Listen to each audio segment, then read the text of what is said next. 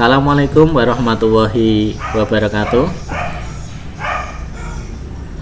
Anak-anak yang saya sayangi dan saya banggakan, dan juga orang tua wali murid yang pada detik ini mendampingi putra-putrinya, marilah kita senantiasa panjatkan rasa syukur kita atas rahmat dan hidayah Tuhan, sehingga kita pada detik ini masih diberikan kesehatan dan juga umur panjang. Yang kedua kalinya Pak Ali sampaikan, marilah kita ikut mensukseskan program pemerintah, yaitu memerangi penyebaran virus COVID-19. Kemudian anak-anak yang ketiga kalinya, pada pagi hari ini kita akan membahas tentang perkembangbiakan tumbuhan, yang mana kalau pada buku anak-anak itu ada pada halaman 16. Anak-anak, tumbuhan mengalami beberapa proses, diantaranya yaitu pertumbuhan dan juga perkembangbiakan. Pada kali ini kita akan membahas tentang perkembangbiakan. Namun sebelum kita ke perkembangbiakan, perlu anak-anak ketahui bahwa tumbuhan juga mengalami yang namanya pertumbuhan. Apa itu yang dimaksud dengan pertumbuhan? Apakah berbeda dengan tumbuh dan berkembang? Nah, di sini perlu Pak Ali jelaskan, perlu Pak Ali ingatkan kembali bahwa pertumbuhan itu berbeda dengan perkembangan. Kalau pertumbuhan itu bertambahnya ukuran, bertambahnya berat suatu tanaman, misalkan seperti halnya kita pada manusia saja. Agar lebih jelas, manusia mengalami pertambahan tinggi, kemudian berat badannya bertambah, itu termasuk mengalami yang namanya pertumbuhan. Kalau di sini pada buku kalian, pertumbuhan pada tumbuhan berarti pada tanaman itu mengalami bertambahnya ukuran tinggi, kemudian juga bertambahnya ukuran tanaman lebih besar, itu namanya pertumbuhan. Kemudian yang kedua kalinya yaitu perkembangan. Yang dimaksud perkembangan yaitu bertambahnya fungsi organ, atau dengan kata lain, perkembangan yaitu pertambahan tanaman menjadi lebih sempurna, Kalau pada pertumbuhan tadi itu bertambahnya ukuran, kalau pada perkembangan itu bertambahnya tanaman menjadi lebih sempurna. Contohnya tanaman pertama tumbuh hanya memiliki daun lembaga. Kemudian setelah beberapa hari nanti tumbuh ke atas, nanti bertambah menjadi cabang, ada cabangnya, itu berarti sudah mulai berkembang. Kemudian bertambah lagi sempurna, nanti akan menjadi berbunga. Jadi yang awalnya tidak ada bunga menjadi ada bunga, itu termasuk perkembangan. Kemudian lagi setelah bunga menjadi buah, awalnya tidak ada buah menjadi ada buah, itu berarti perkembangan. Itu anak-anak perbedaan mengenai pertumbuhan dan perkembangan. Selanjutnya pada kali ini kita fokuskan pada perkembangbiakan. Apa itu yang dimaksud perkembangbiakan? Perkembangbiakan adalah proses bertambahnya individu baru. Pada tumbuhan itu kita golongkan menjadi dua jenis, yaitu satu generatif dan yang kedua adalah vegetatif. Nanti pada akhir video ini nanti ada animasi, nanti bisa anak-anak ikuti perkembangbiakan pada tumbuhan. Namun sebelumnya kita jelaskan garis besarnya agar nanti yang tidak ada dalam animasi bisa kita jelaskan secara langsung. Kita kembali ke perkembangbiakan generatif, yaitu perkembangbiakan yang melalui perkawinan. Kalau pada tumbuhan itu perkawinannya yang dimaksud yaitu bertemunya serbuk sari ke kepala putik. Nanti di belakang itu disebut dengan penyerbukan. Jadi pada tanaman perkawinannya itu dinamakan penyerbukan. Jadi tidak usah bingung kalau ada kata perkawinan pada tumbuhan, ada penyerbukan, itu istilah yang sama.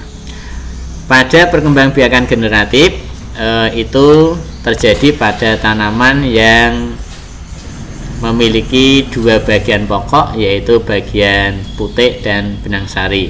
Nanti di buku sudah dijelaskan beberapa gambar, di animasi juga bagian-bagian bunga secara lengkap.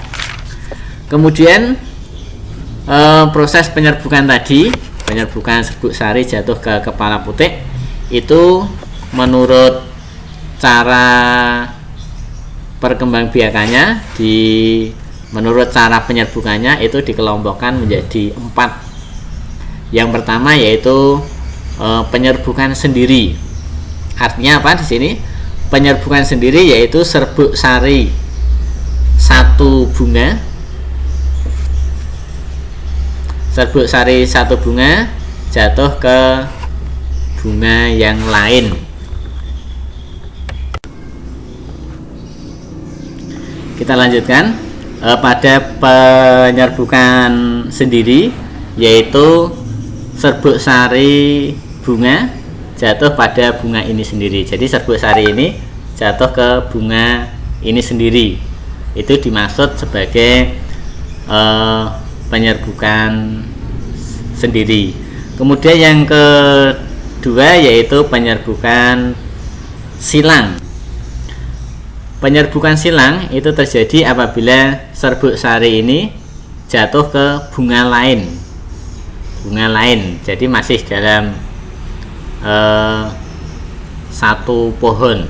Jadi bunga ini jatuh ke bunga tetangganya yang masih dalam satu pohon, itu disebut sebagai penyerbukan silang. Kemudian yang ketiga yaitu penyerbukan tetangga. Yang dimaksud penyerbukan tetangga yaitu penyerbukan dari serbuk sari jatuh ke bunga lain yang berbeda pohon. Jadi bunga ini jatuh ke bunga yang seperti ini lagi, tapi satu pohon. Mohon maaf, ini tadi mengambil hanya satu bunga. Oke, sekali lagi untuk penyerbukan sendiri berarti serbuk sari jatuh ke bunga ini sendiri. Kemudian kalau penyerbukan silang, bunga serbuk sari ini jatuh ke bunga lain yang masih satu pohon. Ini kita ibaratkan bunga jatuh ke sini. Kemudian penyerbukan tetangga, serbuk sari ini jatuh ke beda pohon, itu namanya penyerbukan tetangga. Kemudian yang keempat yaitu penyerbukan bastar. Yang dimaksud penyerbukan bastar yaitu serbuk sari jatuh ke bunga tanaman lain tetapi beda varietas, berbeda varietasnya, jenisnya sama-sama bunga, namun jatuh ke bunga yang lain. Itu anak-anak gambaran mengenai 4 penyerbukan pada tanaman. Bisa kalian lihat pada halaman 19. Di sana sudah ada contoh gambarannya. Kemudian pada perkembangbiakan generatif itu tadi ditandai dengan diawali dengan penyerbukan dan nanti diakhiri dengan perkembangbiakan menggunakan biji. Kemudian pada tanaman ada tanaman yang berkeping 1 dan juga ada tanaman yang berkeping 2. Contoh tanaman yang bijinya berkeping 2, contoh yang paling jelas adalah sekarang ini biji mangga. Kalau kita kupas nanti di sana ada pada bijinya itu terbelah menjadi dua. Itu tanaman yang dinamakan sebagai tanaman biji berkeping dua. Nanti bisa lebih jelasnya bisa dibaca buku lagi. Kemudian yang berkeping satu, artinya bijinya tidak terbelah, itu contohnya adalah pada jagung. Pada jagung jelas bijinya hanya satu keping. Untuk ciri-ciri dari tanaman yang berkeping satu, berkeping dua, silahkan nanti bisa dicari pada media ataupun pada buku yang lain. Kita lanjutkan materi yang berikutnya, yaitu perkembangbiakan vegetatif. Pertama, tanaman berkembang biak secara generatif, dan yang kedua secara vegetatif. Generatif dengan penyerbukan atau dengan biji. Kalau yang vegetatif tanpa menggunakan biji, berarti tanpa diawali dari penyerbukan. Contohnya vegetatif itu dikelompokkan lagi menjadi dua. Satu, vegetatif alami, dan yang kedua vegetatif buatan. Alami berarti dari alam, tanpa bantuan manusia. Contohnya perkembangbiakannya ada di sana, yaitu tunas, umbi batang, umbi akar, spora, kemudian lagi rizoma atau akar tinggal, stolon ataupun gerage. Contoh-contohnya sudah nanti ada lebih jelasnya nanti pada animasi di akhir video ini. Kemudian vegetatif yang kedua adalah vegetatif buatan. Berarti yang membuat adalah manusia. Jadi dari awal perkembangbiakan adalah bertambahnya individu baru. Jadi di sini perkembangbiakan vegetatif buatan dibantu oleh manusia, dibantu oleh orang. Contohnya caranya yaitu ada 4. Satu, stek itu di tanaman potong langsung ditancapkan, itu namanya stek. Kemudian yang kedua adalah mencangkok. Mungkin anak-anak sering membeli ada penjual tanaman yang berkeliling, itu bisa juga hasil cangkokan, ataupun anak-anak sendiri mungkin sudah pernah mencangkok. Nanti di belakang juga kita jelaskan. Kemudian yang ketiga yaitu sambung atau enten. Sambung berarti dua tanaman yang memiliki jenis yang sama tapi varietasnya berbeda. Misalkan satu ada mangga yang buahnya banyak, dan ada satu mangga yang buahnya sedikit tapi rasanya manis, buahnya besar-besar. Ini nanti bisa disilangkan, yang ini dipotong kemudian disambungkan pada tanaman berikutnya. Nanti kita jelaskan pada animasi berikutnya. Yang keempat yaitu menempel atau okulasi. Okulasi hampir sama prinsipnya, yaitu dua varietas yang berbeda kita silangkan, kita gabungkan, tapi hanya tekniknya saja yang hanya menempelkan mata tunas. Kemudian yang terakhir yaitu merunduk. Merunduk yaitu proses penimbunan tanaman terus dirundukkan atau dibruke, terus diuruki, nanti akan tumbuh akar sehingga terbentuklah jenis individu baru.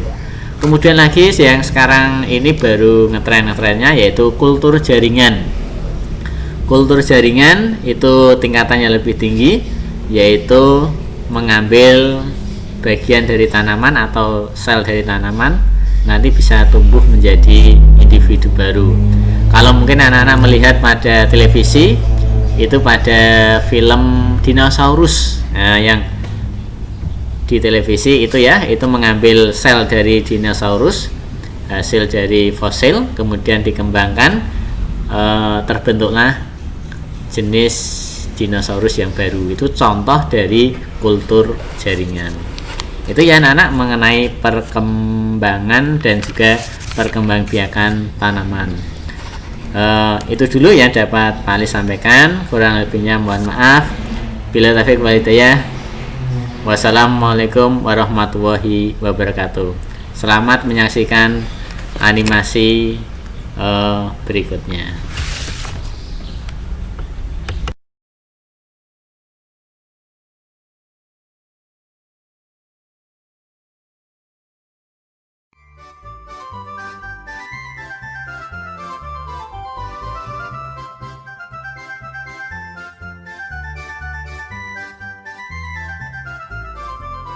Kekayaan alam Indonesia. Halo teman-teman, perkenalkan namaku Tika. Kali ini aku sedang jalan-jalan di hutan. Yuk ikuti Tika. Wah, bagus sekali bunga ini. Tahukah kamu, perkembangbiakan tumbuhan dapat dilakukan dengan dua cara.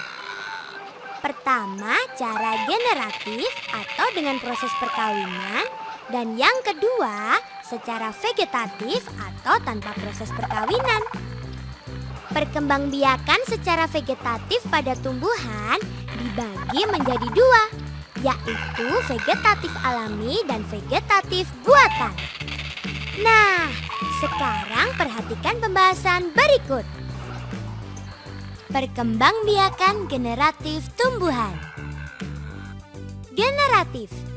Perkembangbiakan secara generatif selalu diawali dengan penyerbukan melalui bunga dan menjadi buah berbiji. Jadi, yang dapat melakukan perkembangbiakan generatif hanya tumbuhan yang berbunga dan berbuah.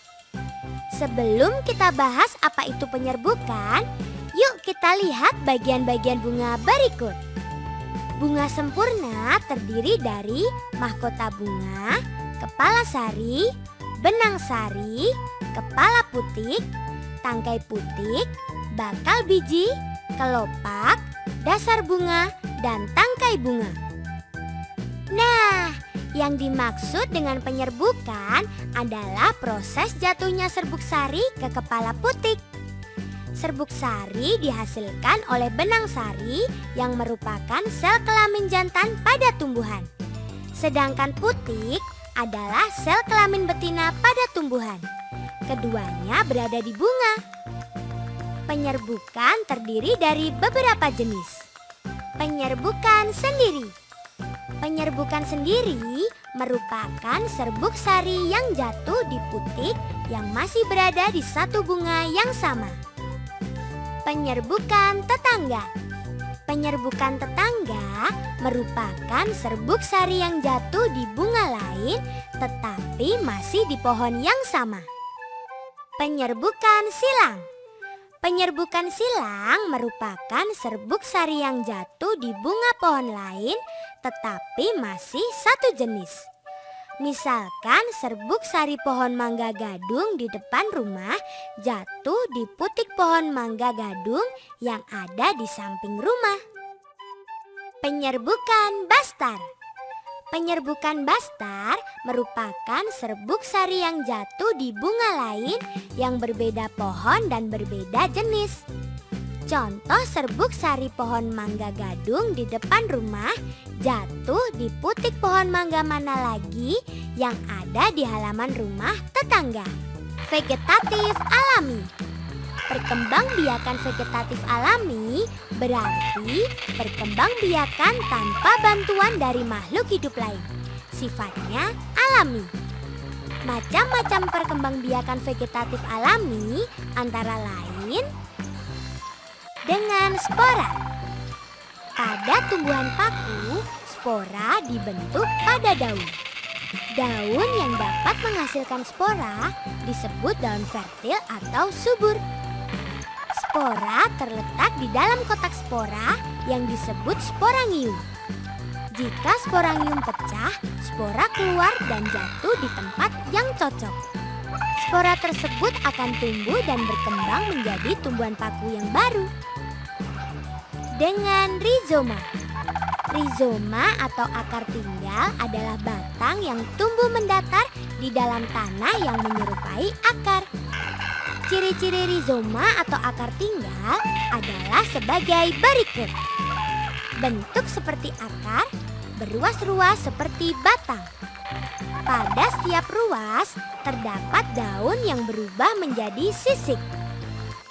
Pada setiap ketiak sisik atau daun terdapat mata tunas. Contohnya pada tanaman jahe, kunyit, kunci, kencur, dan temulawak. Dengan umbi lapis. Umbi lapis adalah bagian dari pelepah daun yang berfungsi sebagai cadangan makanan dan bentuknya berlapis-lapis. Di bagian pangkalnya terdapat batang berbentuk cakram dan berruas-ruas. Pada bagian ketiak daun terdapat tunas sebagai calon individu baru yang disebut siung. Contohnya pada bawang merah dan bawang putih. Dengan umbi batang. Umbi batang adalah bagian batang yang tumbuh di dalam tanah dan berfungsi untuk menyimpan cadangan makanan, terutama berupa zat tepung. Pada kulit umbi terdapat mata tunas dan jika lingkungan sesuai akan tumbuh menjadi tunas baru. Contohnya pada ketela rambak. Dengan umbi akar. Umbi akar adalah akar yang berubah fungsi untuk menyimpan cadangan makanan, terutama zat tepung. Ciri-ciri umbi akar adalah umbi tidak berbuku-buku. Umbi tidak memiliki mata tunas. Umbi tidak memiliki kuncup dan daun. Contohnya pada wortel. Dengan tunas. Tunas adalah kuncup yang tumbuh pada ujung batang atau ketiak daun. Tumbuhan dikatakan berkembang biak dengan tunas apabila tunas dari tumbuhan induk tumbuh menjadi tumbuhan baru. Contohnya pada bambu dan pisang. Dengan tunas daun. Tunas yang tumbuh pada daun disebut tunas adventif. Pada tepi daun terdapat tunas yang dapat tumbuh bila diletakkan di tanah gembur. Contohnya pada tanaman cocor bebek. Dengan geragi atau stolon. Geragi adalah batang beruas yang tumbuh menjalar di atas atau di bawah permukaan tanah. Ruas tanaman bila menyentuh tanah akan tumbuh akar dan tunas baru sehingga menjadi tanaman baru. Contoh tanaman yang menjalar di atas permukaan tanah yaitu pada tanaman stroberi. Sedangkan yang di bawah permukaan tanah contohnya pada rumput teki. Vegetatif buatan. Perkembangbiakan vegetatif buatan berarti perkembangbiakan dengan bantuan dari makhluk hidup yang lain. Cara perkembangbiakan tumbuhan secara vegetatif buatan antara lain 1. Dengan cara mencangkok. Perhatikan tahapan berikut. Pertama-tama, kupas kulit dan kambiumnya. Berikutnya, tutup bagian yang dikupas dengan tanah yang dibungkus plastik atau sabut kelapa. Setelah ditutup, ikat dengan tali. Terakhir, siramlah bagian yang telah ditutup agar tetap lembab. Nah, selesai. Tinggal kita tunggu munculnya tanaman baru. 2. Dengan cara stek batang. Pertama, potonglah batang pohon. Misalnya pohon singkong. Potong dengan bentuk meruncing, kemudian masukkan bagian runcing ke dalam tanah. 3. Dengan cara merunduk. Langkah pertama, rundukkan cabang batang tanaman. Kemudian, tanam cabang tumbuhan tersebut ke dalam tanah. Lalu potong dan tanam tangkai tumbuhan yang dirundukkan. 4. Dengan cara okulasi atau menempel. Pertama, iris kulit batang yang akan ditempeli. Berikutnya, iris kulit batang yang sebesar irisan batang yang akan ditempeli. Kemudian irisan ditempel pada batang yang akan ditempeli. Terakhir, ikat dengan tali rafia sampai tunas tumbuh. 5. Dengan cara kopulasi atau menyambung. Pertama-tama, potonglah bagian batang dari tumbuhan 1. Lalu potonglah bagian batang dari tumbuhan 2. Setelah itu, sambungkan batang tumbuhan 1 dengan batang tumbuhan 2. Ikatlah batang kedua tumbuhan tersebut. Teman-teman, tahukah kamu bahwa selain tumbuhan, hewan juga berkembang biak dengan cara generatif dan vegetatif? Yuk kita simak penjelasan berikut. Perkembangbiakan hewan secara generatif terdiri dari 3 macam. Yang pertama yaitu ovipar. Ovipar yaitu perkembangbiakan hewan dengan cara bertelur. Setelah beberapa waktu, telur akan menetas dan menjadi individu baru. Contohnya burung, ayam, bebek, dan kura-kura. Yang kedua yaitu vivipar. Vivipar yaitu perkembangbiakan hewan dengan cara melahirkan. Contohnya sapi, kambing, dan kucing. Yang ketiga yaitu ovovivipar. Ovovivipar yaitu perkembangbiakan hewan dengan cara bertelur dan beranak. Embrio hewan ini berkembang di dalam telur yang masih berada di dalam tubuh induknya. Setelah cukup umur, anak hewan menetas di dalam tubuh induknya dan selanjutnya keluar dari tubuh induknya sehingga tampak seperti melahirkan.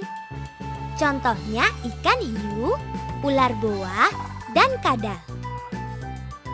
Selain berkembang biak dengan cara generatif, hewan juga berkembang biak dengan cara vegetatif. Contohnya hidra. Hidra berkembang biak dengan cara bertunas. Pada hidra akan muncul tunas baru dari tubuh hidra dewasa. Setelah cukup besar, tunas tersebut akan melepaskan diri. Tunas yang melepaskan diri itulah yang akan menjadi hidra baru. Planaria berkembang biak dengan cara fragmentasi atau pemutusan bagian tubuhnya. Planaria dewasa akan memutuskan bagian tubuhnya. Potongan tubuh tersebut akan berkembang dan menjadi planaria baru. Amuba adalah hewan bersel satu yang berkembang biak dengan cara membelah diri. Hewan ini mempunyai inti sel. Awalnya inti sel membelah menjadi 2 bagian. Setelah itu, hewan baru akan diikuti dinding dan cairan selnya. Hasil pembelahannya menjadi 2 amuba baru. Nah, itu tadi macam-macam perkembangbiakan pada tanaman dan hewan. Yuk kita lanjutkan perjalanan. Shh, teman-teman, ada rusa sedang minum. Shh, tahukah kamu bahwa Indonesia kaya akan hewan-hewan khas yang berbeda-beda di setiap wilayah? Yuk kita lihat peta persebaran hewan-hewan Indonesia. Persebaran hewan di Indonesia dibagi atas 3 wilayah. Wilayah timur, tengah, dan barat. Setiap wilayah berbeda-beda hewan khasnya. Misalnya wilayah timur, terdapat hewan yakni cendrawasih, kuskus, kakak tua, dan walabi. Wilayah tengah ada hewan babi rusa, anoa, burung maleo, dan komodo. Sedangkan di wilayah barat Indonesia terdapat hewan seperti beruang madu, harimau Sumatera, gajah, badak, harimau Jawa, banteng, dan orangutan. Nah, itu hewan-hewan khas daerah di Indonesia. Membuktikan bahwa Indonesia adalah negara kepulauan yang sangat kaya akan beragam jenis hewan dan tumbuhan. Tika jadi bangga sama negara kita tercinta ini. Teman-teman, bagaimana jalan-jalan Tika? Menyenangkan bukan? Kita sudah belajar tentang perkembangbiakan tanaman dan hewan. kita juga sudah belajar mengerjakan soal perbandingan. Teman-teman juga sudah melihat berbagai macam hewan khas di Indonesia. Cari pengetahuan yang lain yuk, hanya di Go Smart and Fun. Di sini kita belajar sambil bermain. Tika pamit dulu ya. Dadah.